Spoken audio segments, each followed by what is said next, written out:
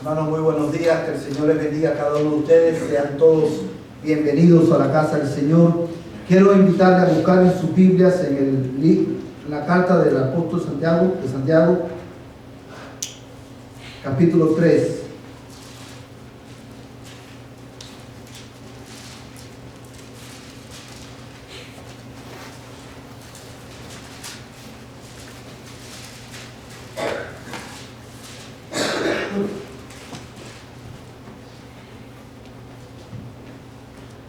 Amén. Santiago capítulo 3. Y vamos a leer, hermanos, desde el verso 1 hasta el verso 2. Santiago capítulo 3, verso del 1 al 2. ¿Todo lo tienen, hermanos? Dice la palabra de Dios: hermanos míos, no os hagáis maestros muchos de vosotros, sabiendo que recibiremos un juicio más severo. Porque todos tropezamos de muchas maneras.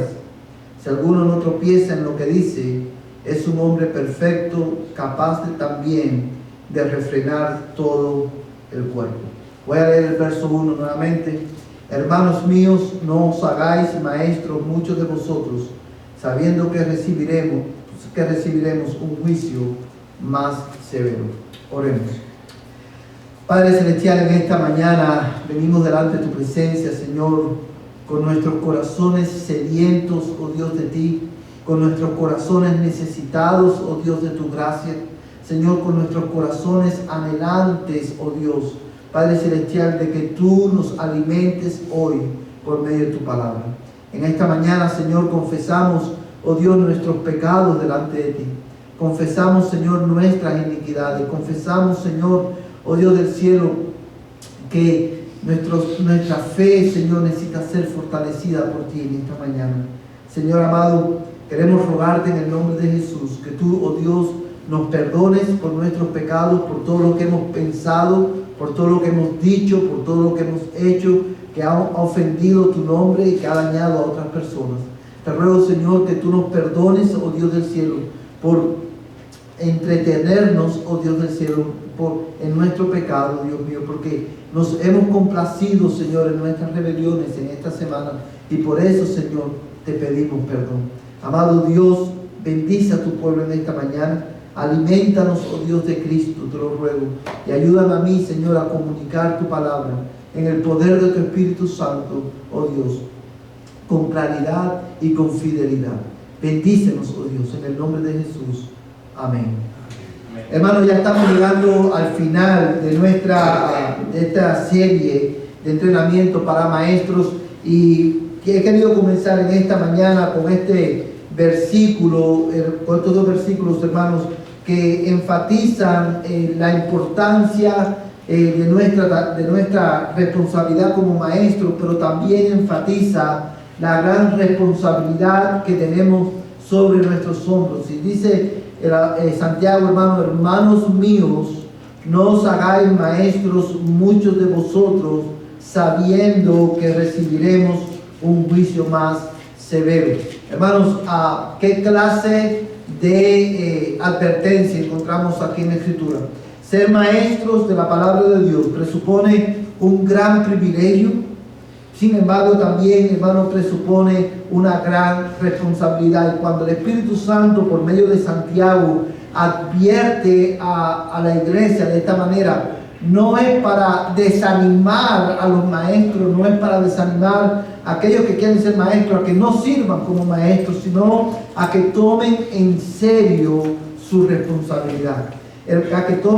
Que sean diligentes en la tarea que Dios le ha encomendado. Y es por eso, hermano, que hemos querido hacer estos entrenamientos, estos estudios bíblicos para maestros, porque queremos que ustedes estén capacitados para enseñar, para que ustedes no tropiecen a la hora de enseñar a otros. Dice el verso 2, porque todos tropezamos de muchas maneras. Si alguno no tropieza en lo que dice, es un hombre perfecto, capaz también de refrenar todo el cuerpo.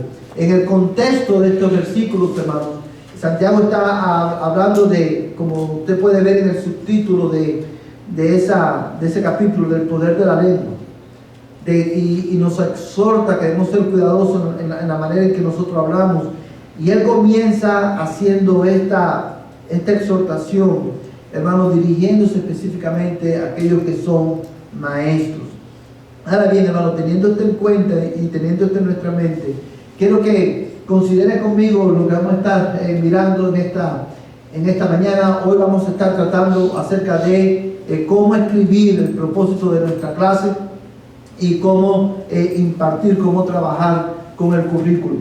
Nosotros ya vimos, hermanos, en esta serie las características de un buen material de clase. Todos lo vimos y aprendimos acerca de esto. Y quiero preguntarte rápidamente, hermano, ¿cuál es una característica de un buen material de clase? ¿Usted recuerda? Que sea bíblico. Muy bien, que sea bíblico. Y eso, hermanos, quiero resaltar algo que yo decía el día que estábamos enseñando acerca del material de clase. Un material bíblico no es aquel que simplemente tiene muchos textos bíblicos. O sea, un material puede tener muchos textos bíblicos y no significa que sea bíblico. Lo que hace un material que sea bíblico es que lo que contiene, su contenido, sea basado y enraizado ¿en qué? En las verdades de la palabra de Dios. Ahora, también vimos, hermanos, entendiendo el material de clase, vimos en este punto cuál es la naturaleza del material de clase, cosas que necesitamos entender para poder usar bien el material de clase. Vimos una de las características, hermanos, del material de la clase, el currículum, ¿cuál era?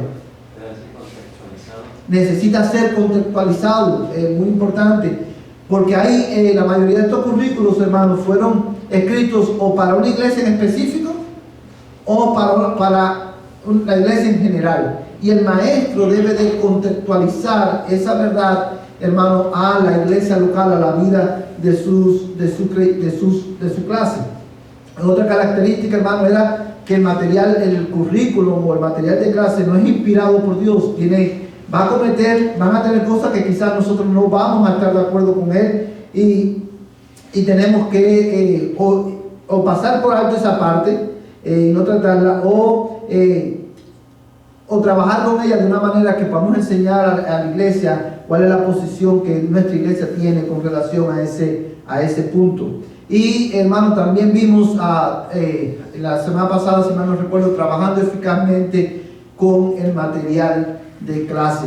Ahora bien, hermanos, hoy vamos a estar, también vimos que debemos establecer para trabajar eficazmente con el material de clase, debemos establecer el propósito de nuestra lección. Cuando usted está estudiando su lección y se está preparando para enseñar, usted debe de escribir en su currículo, en su papel, en su material de clase, cuál es el propósito que usted quiere lograr. Recuerde que usted no simplemente quiere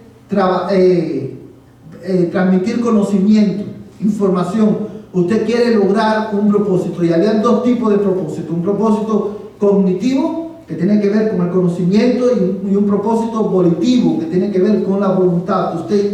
Usted quiere que sus estudiantes, ya sean pequeños, adolescentes o adultos, no solamente aprendan, sino que también vivan a la luz de la verdad que usted ha enseñado. Ahora bien, hoy vamos a ver cómo escribimos el propósito de nuestra lección. Una vez más, hermano, hay currículum o material de clase que viene, hermano, el propósito de la lección viene claramente definido.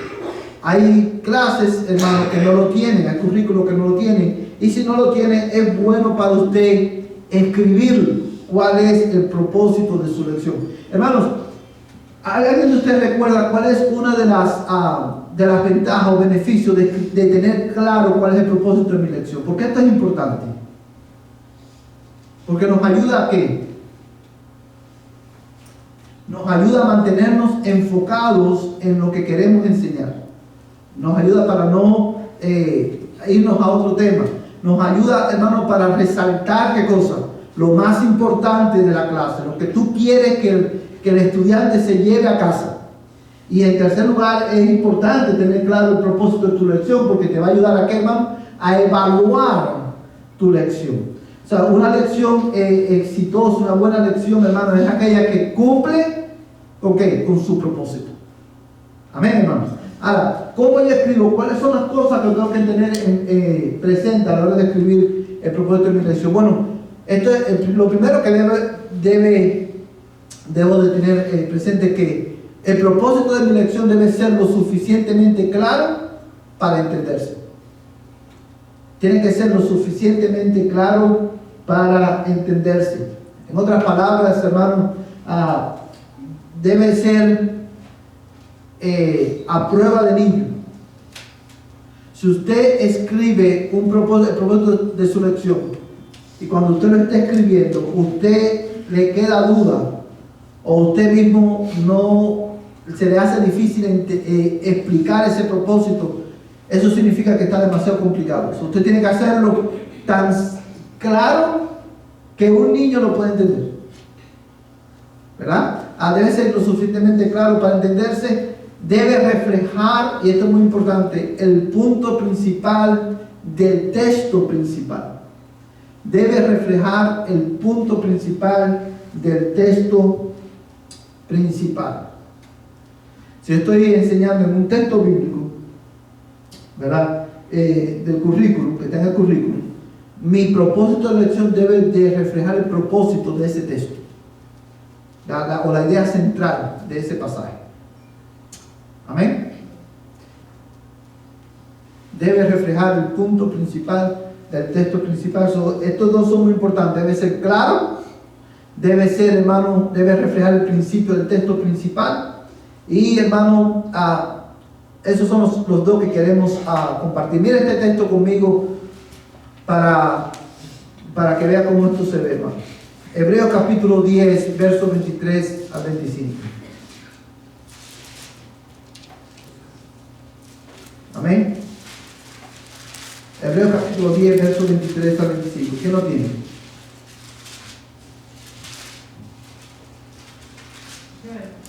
Lea, hermana, por favor. 23 y 25. Mantengámonos firmes a la profecía de nuestra esperanza sin vacilar, porque quieres el que prometió, y consideremos cómo estimularnos unos a otros al amor y a las buenas obras, no dejando de congregarnos como algunos tienen por costumbre, sino soltándonos unos a otros, y mucho más a veces el día de fe. Amén. Fíjate, hermano, cuando nosotros estamos enseñando, vamos a decir que este es el texto principal de mi lección. Y yo voy a estar enseñando a mi iglesia basado en ese texto. Voy a estar enseñando a mi clase basado en este texto. ¿Cuál sería un buen propósito de lección? Yo voy a redactar, voy a poner un ejemplo de un propósito cognitivo de mi lección. ¿Qué es lo que yo quiero enseñarle a mi clase? Bueno, basado en lo que dice este texto. Yo creo que escogí este texto, hermano, porque este pasaje es bien conocido por todos nosotros. O sea, lo podemos decir de memoria. Un buen propósito de mi lección que yo voy a escribir en mi currículo o voy a escribir en mi papel, en mis notas, que me va a guiar a la hora de dar mi clase, sería ayudar a mi clase a entender la importancia de congregarse y de la exhortación mutua para perseverar en la fe. Sí, pero el texto, hermano, fíjate que la idea central del pasaje, ¿cuál es, hermano? Debemos congregarnos y debemos de exhortarnos mutuamente. Esa es la idea principal. Yo quiero ayudar a mi clase a entender la importancia de congregarnos y de la exhortación mutua para perseverar en la fe. Ese es el propósito de mi lección. Cuando yo tengo eso claro en mi mente y lo tengo escrito en mi papel, yo voy a resaltar los puntos más importantes de mi lección, porque lo que yo quiero es que cuando mis alumnos vayan a su casa, ellos puedan entender qué cosa, que para poder perseverar en la fe es de vital importancia congregarse regularmente y exhortarse mutuamente, la exhortación mutua. Si lo vieron, hermano, ese ese pasaje, hermano, o ese propósito de lección es muy, está claro y refleja el propósito de la idea principal del texto. Ahora, ¿cómo yo uso esto, hermano? Por ejemplo, vamos a estar, yo doy la introducción de mi clase y yo quiero decir a los alumnos, por ejemplo, en mi clase, bueno, hoy vamos a estar estudiando este pasaje de la Escritura. Y mi propósito es que usted entienda, voy a explicarlo para que usted entienda la importancia, cuán importante es congregarnos y exhortarnos mutuamente para poder perseverar en la fe. So, ya usted le está diciendo a su alumno cuál es el propósito que usted tiene con la lección, qué es lo que usted quiere lograr en la vida de ellos, ¿verdad? Y también puede escribir el propósito evolutivo, que es lo que usted quiere lograr que ellos hagan. Ahora, el propósito evolutivo tiene que ver más que todo con las aplicaciones de la clase. Esta es la verdad que yo quiero que ustedes aprendan. Ahora, cómo esa verdad afecta nuestra vida, cómo vamos a vivir a la luz de ella. Ahora, hermano. Yo creo que es mi opinión, deberíamos de enfatizar que es el estándar de Dios, porque pues, si no enfatizamos que es el estándar de Dios, podemos transmitir al alumno o a la persona que se está dando el estudio que es idea de uno, y como uno es imperfecto y comete errores, entonces yo pienso que es necesario. Claro, sí, hermano, y es un punto muy válido. Usted lo puede hacer, por ejemplo, de esta manera, a la luz del pasaje que vamos a estar considerando, o basado en el pasaje que vamos a estar considerando. Esto es lo que yo quiero, lo vamos a estudiar, y yo lo que quiero ayudarles a ustedes a entender, a la luz de este pasaje, cuál es la importancia que tiene congregarse y la exhortación mutua para perseverar. Y esto es una verdad, hermano, que va a lucir diferente en cada clase. No va a lucir diferente cómo usted lo va a hacer. Luce diferente en el nursery, luce diferente en la clase de niños, y luce diferente en la clase adolescente, y luce diferente en la clase de adultos. Porque evidentemente, cuando si usted está enseñando en el nursery, hermano, usted no le va a decir al bebé, bueno, el propósito de mi clase hoy es, usted lo va a escribir de todas maneras porque usted se va a preparar. Y cuando usted tiene en su mente cuál es el propósito de su clase, usted va a enfatizar al niño en los 15 minutos, 10 minutos de clase que usted tenga con él. Usted le va a leer el texto clave o el texto principal y va a repetirle, va a enfatizarle lo más importante para dejar impregnado en la mente de ese niño o de ese bebé esta verdad. Hermano. También en esto vemos que, como estamos viendo, también debe haber una respuesta a la aplicación, ¿no? Porque creo yo, hermano, que cuando se pone el texto o la lección, si no hay una respuesta de los receptores, ya esa es ¿cómo se puede decir? La respuesta que nosotros tengamos es que Dios nos va a juzgar a través de la respuesta que nosotros tengamos en la aplicación. Y ahí vamos, hermano, por eso es que es importante el propósito evolutivo de la clase. Y usted va a animar a su clase a poner en práctica estas palabras. Ahora bien, hermanos, vamos a ver en los minutos que nos quedan cómo enseñar el contenido de la clase. Cómo enseñar el contenido de la clase. Ahora, yo estudié el material durante la semana. Ya tengo el propósito de mi lección, mi propósito cognitivo y mi propósito evolutivo de mi material, de mi clase.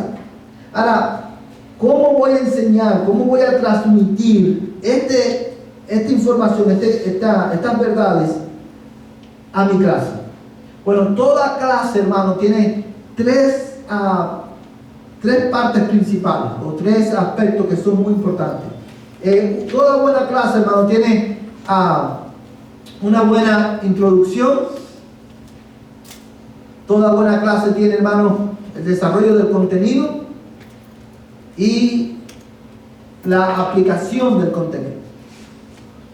So, una introducción, contenido y la aplicación del contenido. So, una vez más, la mayoría de los currículos, cuando ya los recibimos, tienen que cosa, la introducción hecha. Pero recuerde, usted tiene que, ¿qué tiene que hacer con esa introducción?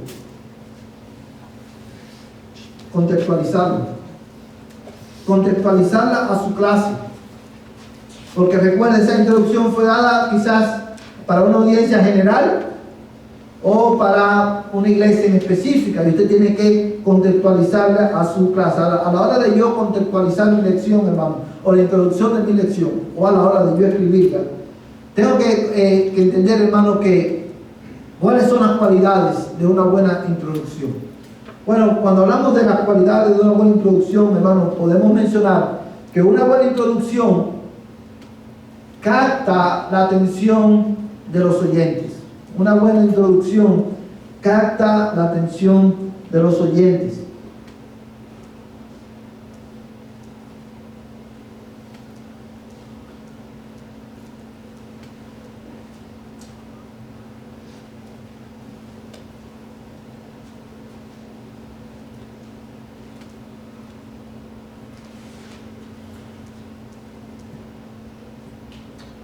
Amén.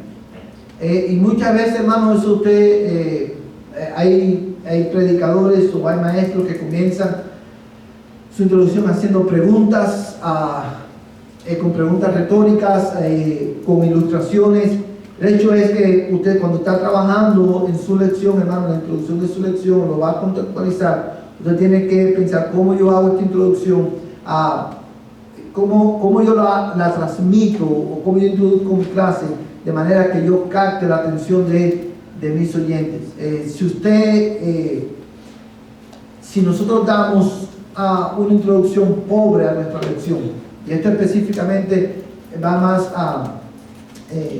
aplica mucho más para la clase adolescente y de adultos. Si usted da una introducción pobre a su lección y no capta la intención o la atención de sus oyentes, probablemente el resto de la clase los oyentes no van a prestar mucha atención. ¿Por qué? Porque en el comienzo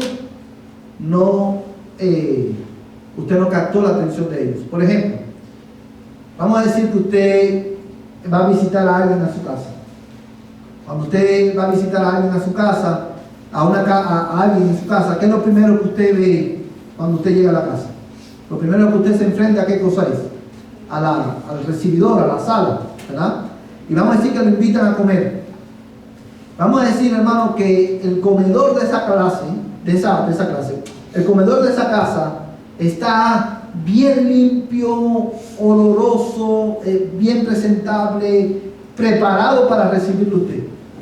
Pero cuando usted llega, lo primero que usted ve en el recibidor o la sala, usted ve que en la sala hay cucarachas, hay ropa regada por donde quiera, está llena de churres. ¿Qué causa eso en usted? Ya usted dice, ya crea qué cosa, desconfianza, usted crea, hermano, ya usted va predispuesto. No se siente cómodo.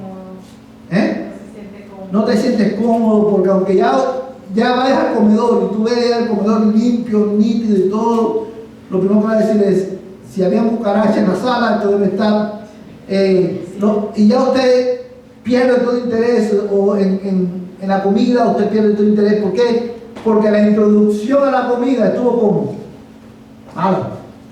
Lo mismo pasa con una clase. Ahora, hay cosas que yo debo de tener en cuenta, hermano, para no hacer, para captar la atención de mis oyentes. Uno de los aspectos, hermano, que tienen que ver con esto es, por ejemplo, yo he escuchado mucho, incluso pastores y predicadores decir, hermanos, ayer fue que me dieron la responsabilidad de enseñar esta clase. No tuve mucho tiempo para prepararme. Ya cuando usted dice eso, ¿qué usted está causando, hermano? No se preparó. Y ya su audiencia ya no va a prestar atención, porque ya usted le dejó saber que usted no está preparado para esa clase. O por ejemplo, decir, hermano, yo estaba preparando, y esto se ve mucho, más que todo en los predicadores, había preparado un mensaje durante toda la semana, pero ya en camino para acá el Señor me dio otro mensaje. Ya usted dice eso, hermano, uno que no es verdad, y lo otro ya usted perdió la atención de la congregación o de su clase. Usted tiene que tener presente a la hora de contextualizar la introducción de su clase o escribir una introducción nueva, que debe de, una buena introducción capta la atención de los oyentes. Una buena introducción resalta una necesidad. Una buena introducción resalta una necesidad. ¿Cuál es? Y cuando usted resalta esta necesidad o una necesidad, hermano, usted está enfatizando, usted está ayudando a entender a la clase por qué es importante que ellos atiendan a lo que usted va a enseñar. Porque el contenido de esa clase es importante para ellos. Y por último, hermano, una buena introducción establece una meta. Una buena introducción establece una meta. Hermanos, cuando hablo de establecer una meta, yo introduzco la lección, quizás haciendo preguntas o con una ilustración. Mi propósito, hermano, en la introducción es establecer una necesidad, resaltar una necesidad, cualquiera que sea, que tenga que ver con mi lección, evidentemente. Y yo voy a establecer un gol. Yo tengo que decirle a mi clase, bueno, hoy, al desarrollar esta clase, al considerar este tema, mi propósito es cuál. Y usted va a dar su propósito cognitivo o volutivo. Usted le va a enseñar a su clase hacia dónde van, cuál es la ruta que ellos van a seguir, cuál es el destino o la meta final de esa clase. Ahora, mira, hermano, cómo cómo Jesús y Pablo dieron una buena introducción a un mensaje que yo quería transmitir. Quiero que busque conmigo Hechos capítulo 17, versos 16 al 23, y luego vamos a leer Mateo 16, versos 13 al 15. Vamos a leer el de Hechos por cuestión de tiempo. Mateo no lo vamos a leer para poder adelantar, pero vamos a leer, hermanos, Hechos 17, versos 16 al 23.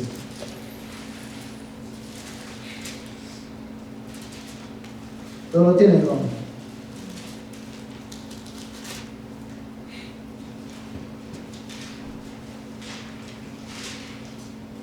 Hechos 17, versos 16 al 23. Hermano, que lo tenga, por favor, que se ponga en pie y lo lea.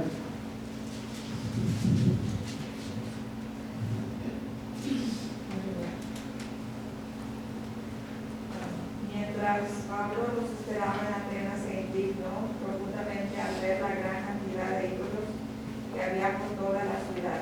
Iba a la sinagoga para razonar con los judíos y con los gentiles, temerosos de Dios, y hablaba a diario en la plaza pública con todos los que estuvieran allí. También debatió con algunos filósofos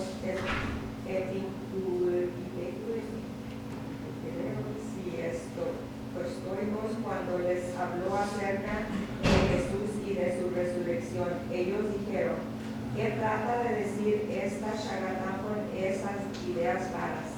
Otros decían: parece que predica de unos dioses extraños. Entonces lo llevaron al Concilio Supremo de la ciudad. Ven y háblanos sobre esta nueva enseñanza. Dijeron: dices cosas bastante extrañas y queremos saber de qué se trata. Cabe explicar que todos los atenienses, al igual que los extranjeros que están en Atenas, al parecer pasan todo el tiempo discutiendo las ideas más recientes. Entonces Pablo, de pie ante el concilio, les dirigió las siguientes palabras: hombres de Atenas, veo que ustedes son muy religiosos en todo sentido, porque mientras caminaba observé la gran cantidad de lugares sagrados, y uno de sus altares tenía la siguiente inscripción: a un Dios desconocido. Este Dios a quien ustedes rinden culto sin conocer, es de quien y les habla. Amén. Gracias, hermano. Fíjense, hermano, la mayoría de nosotros ha leído este pasaje, conoce este pasaje, es muy conocido. Mira la introducción que Pablo le dio a su mensaje a los atenienses. Quiero que notes, hermano, el versículo 17 y el versículo 18 dice así que, verso 16, verso 16 dice: mientras Pablo los esperaba en Atenas, su espíritu se enardecía dentro de él al contemplar la ciudad llena de ídolos, así que discutía en la sinagoga con los judíos y con los gentiles temerosos de Dios, y diariamente en la plaza con los que estuvieran presentes. Verso 18: también disputaban con él algunos de los filósofos epicúreos y estoicos, y algunos decían: ¿qué quiere decir este palabrero? Y otros: parece ser un predicador de divinidades extrañas, porque les predicaba a Jesús y a la resurrección. Ahora quiero que notes, hermano, el versículo 21: pues todos los atenienses y los extranjeros que de visita allí no pasaban el tiempo en otra cosa, sino en decir o en oír algo nuevo. Yo quiero que usted considere, hermano, la audiencia a la que Pablo le iba a hablar.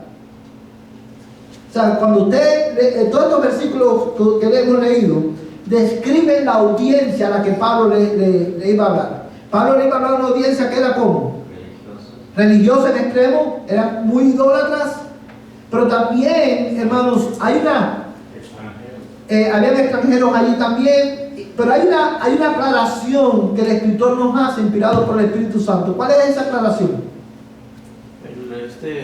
Lo que resalta, que tenían escrito, dice que al Dios desconocido. Ellos eran tan religiosos que tenían un altar y decían al Dios no conocido, como diciendo: si hay alguien que se nos queda por ahí, cabe en este altar. Ahora, pero hay una descripción. Mira el verso 21. El verso 21 está entre paréntesis porque es una aclaración editorial, por decirlo de una manera.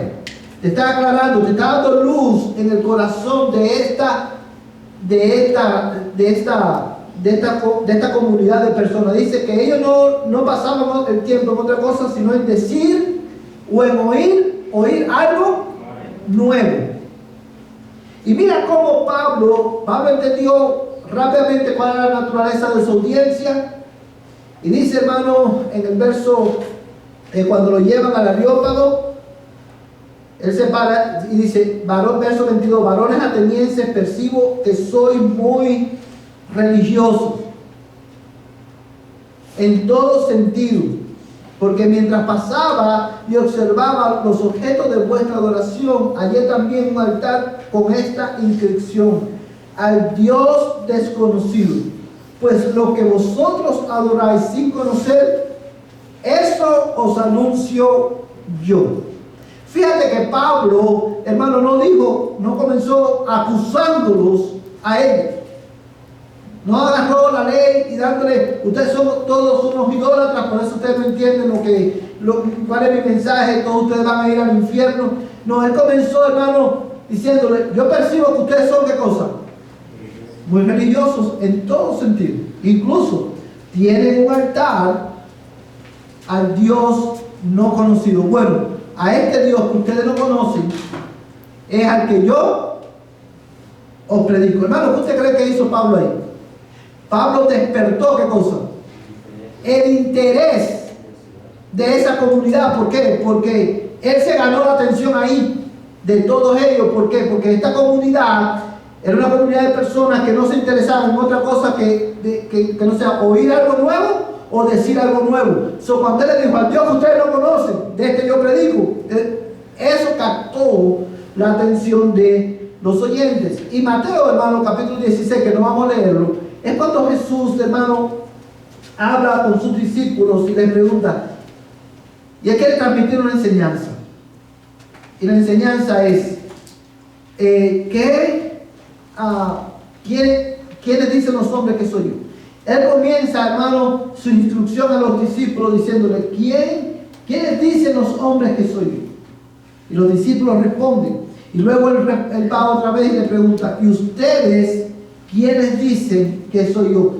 Y Pedro responde: Y ahí, basado en después que Pedro responde, Cristo, hermano, transmite la enseñanza que quiere transmitir, pero la manera en que él introdujo fue llamando, ¿qué cosa? La atención de los discípulos, haciendo preguntas. Esa es una manera muy buena, por ejemplo, de comenzar una lección o de introducir una lección. Hermanos, una buena lección, hermanos, una buena introducción, capta la atención de los oyentes, resalta una necesidad y establece una meta. Ahora bien, ¿cómo, después de que yo tengo mi introducción hecha, cómo voy a pasar ahora a una parte muy importante, desarrollar el contenido de la clase? Ahora yo voy a enfocarme, hermanos, en desarrollar el contenido del currículo que yo tengo delante de mí, teniendo en cuenta que este currículo simplemente me provee, ¿qué cosa? Una estructura. O sea, yo no tengo que leer palabra por palabra lo que está en el currículo, simplemente esta es una estructura que me ayuda a comunicar un conocimiento, pero tengo que construir en esa estructura. Ahora, mira conmigo, hermano, este pasaje de la Escritura, Nehemías capítulo 8, versos 5 al 8. Nehemías está después del libro de Esdras. Nehemías capítulo 8, versos 5 al 8.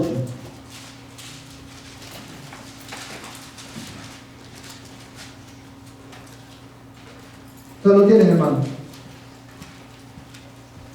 Nehemías capítulo 8, verso del 5 al 8. ¿Todo lo tienen?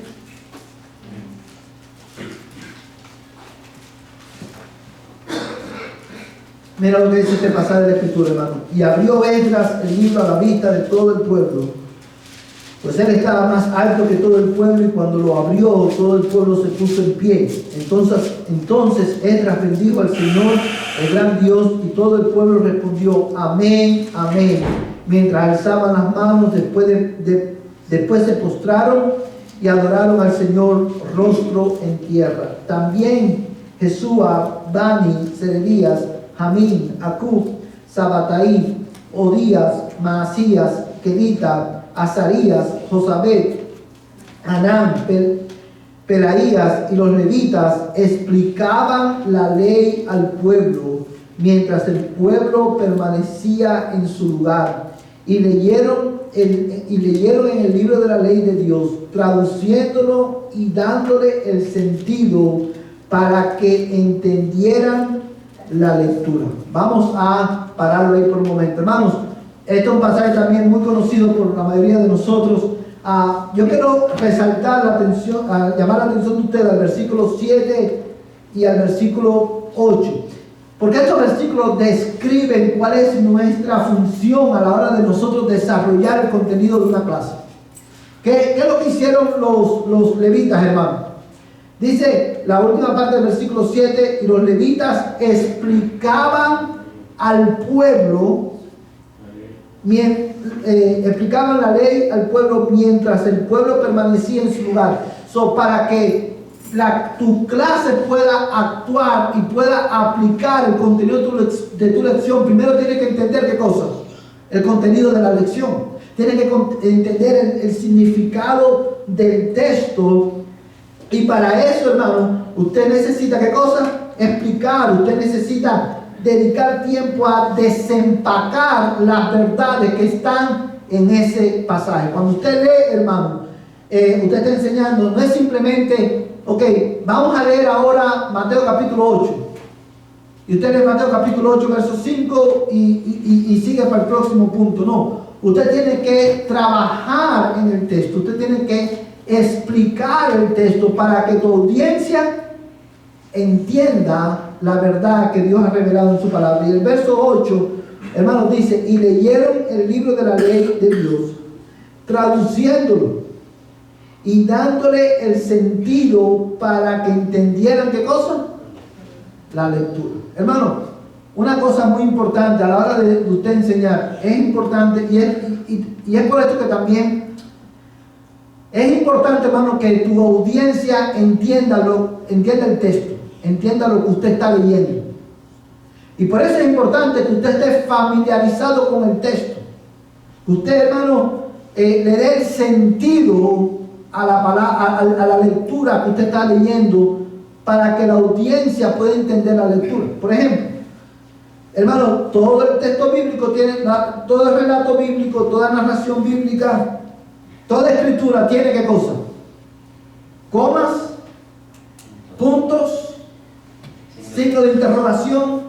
Cuando usted lee, hermano, no es lo mismo, no es el mismo énfasis o el mismo sentido. Si hay una pregunta y usted lo lee como una simple declaración, las personas no van a entender lo que están leyendo.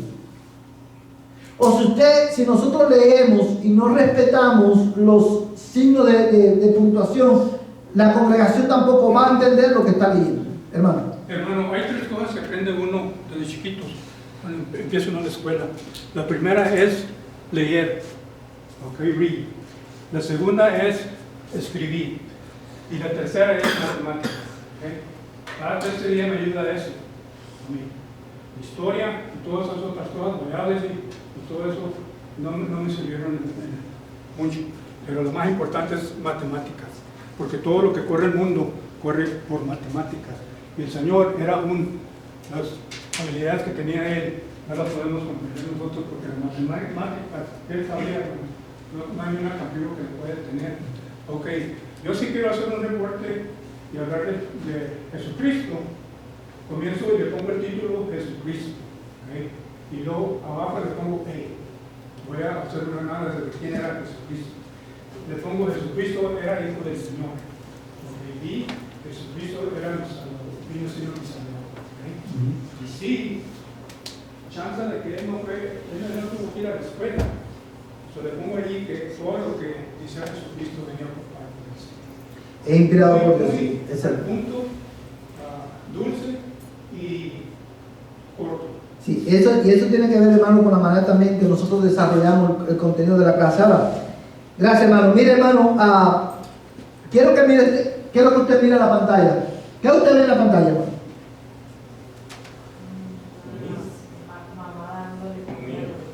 Una mamá, un paro, mamá que le está dando, o puede ser papá también, le está dando ¿qué cosa? Comida a sus pollitos o sus pajaritos, lo que sea. Y la razón por la cual la mamá se está dando, hermano, es se está dando, como dice uno, masticadito. ¿Sí? Ahora, ¿por qué he puesto esta ilustración? Porque si bien es cierto, hermano, que nuestra responsabilidad, ¿qué cosa es?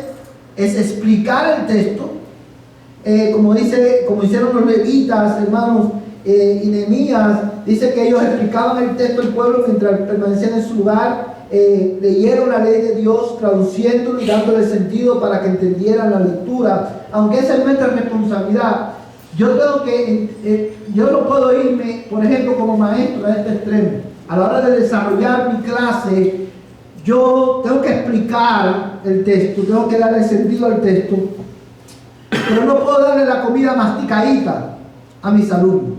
A la hora de yo explicar el contenido o transmitir mi lección, el contenido de mi lección, yo tengo, hermano, que explicarlo, pero yo tengo que llevar a mis alumnos, hermano, a trabajar, a interactuar con el texto bíblico. Yo no simplemente tengo que, esto que significa, toma, y dárselo todo masticadito, y lo único que tienen que hacer es abrir la boca y recibir la comida. No, usted tiene que, a la hora de compartir el contenido de la clase, usted tiene que guiar a la clase, ¿a qué? A interactuar, a trabajar con el texto bíblico. Hermanos, y esto es importante porque cuando usted está enseñando a su clase, sean niños, adolescentes o adultos, usted no simplemente está, una vez más, usted no simplemente está transmitiendo conocimiento.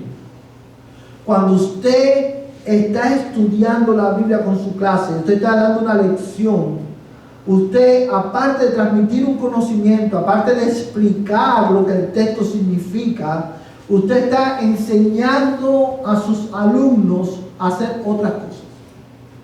Y yo quiero que usted piense en esto por un momento, y por eso es tan importante que usted lleve a su clase a interactuar con el texto bíblico, a trabajar con el texto bíblico. Cuando usted está enseñando, usted, hermano, está enseñando a su clase no solamente un contenido, sino que también está enseñando a su clase a leer la Biblia. Cómo leer correctamente la Escritura. Usted está enseñando a su clase cómo estudiar la Biblia. O sea, es tu intención, hermano, no simplemente decir, esto es lo que el texto significa, no. Cuando usted lleva a su clase a interactuar con el texto bíblico, usted está enseñándoles a ellos ¿a qué? A estudiar la Biblia. So, cuando ellos vayan a su casa, ellos van a seguir el mismo procedimiento que usted les ha enseñado en su clase. Y ellos, especialmente los nuevos creyentes, van a estudiar. Cuando ellos lean la Biblia en su casa, estudien la Biblia en su casa, ellos van a usar la misma metodología que aprendieron ¿a dónde? En la iglesia. Por eso es importante que usted ayude a su clase, lo lleve a interactuar con el texto bíblico. Hermanos, lo vamos a dejar aquí en esta mañana. El domingo que viene vamos a seguir con este tema. Vamos a orar y vamos a preparar nuestros corazones también para ir al servicio. Antes de orar, hermano, yo solamente quiero decirle algo. Todo lo que nosotros hemos visto, para hacer todo esto que hemos visto nosotros y hemos aprendido hasta aquí, necesitamos qué cosa? Tiempo. Necesitamos tiempo. Y algo que yo quiero terminar con una aplicación a todo lo que hemos aprendido hasta el día de hoy. Hermanos, cuando el maestro debe comenzar a preparar su clase. Si va a comenzar, hermano, si va a enseñar el domingo, ¿cuándo debe comenzar a preparar su clase? El lunes. Porque requiere tiempo. Especialmente cuando usted tiene su propio trabajo y tiene otras cosas que hacer. Usted necesita ser disciplinado y empezar, ¿qué cosa? El lunes. Los que dan clase el miércoles tienen que empezar a preparar su lección ¿cuándo? El jueves. Desde el jueves ya empiezan a preparar su lección, a preparar su introducción, a escribir su contenido, su propósito de clase, para que el miércoles, hermano, ya usted esté listo y pueda llevar a cabo exitosamente su función como maestro. Si usted se prepara el sábado, déjeme decirle esto, hermano, si usted se prepara el sábado para enseñar, el domingo, usted va a fracasar como maestro. En cualquier clase que usted tenga, adulto, adolescente, niños, en el nursery, si usted se prepara el sábado o un día antes, usted no va a hacer bien su trabajo. Necesitamos disciplinarnos para que podamos comunicar efectivamente la verdad de la palabra de Dios al pueblo. Ser dirigentes en nuestra función como maestros implica tomar tiempo para preparar nuestra lección, porque cuando yo me paro a enseñar, yo quiero asegurarme de que yo estoy comunicando exactamente qué cosa, lo que Dios ha revelado en su palabra. Amén, hermano. Vamos a orar. Padre, gracias por este tiempo que nos permites estudiar tu palabra. Gracias, Señor, por la bendición que nos da de poder invocar tu nombre. Yo quiero rogarte en el nombre de Jesús, Señor, que en esta mañana, Señor, tú nos ayudes a poner en práctica lo que hemos estado aprendiendo. Señor, queremos ser maestros eficaces de tu palabra. Úsanos, oh Dios, para la gloria de tu nombre, Señor, y para el bien de tu pueblo. Señor, prepara nuestros corazones para el servicio de esta mañana, Señor, y exalta tu nombre, Señor, a través de nuestros cantos, Señor, y a través de la exposición de la Escritura. Yo te lo ruego, oh Dios, en el nombre de Jesús. Amén. Los hermanos que tenemos participación en el servicio, vamos a pasar, hermanos, al comedor para orar, para prepararnos para el servicio.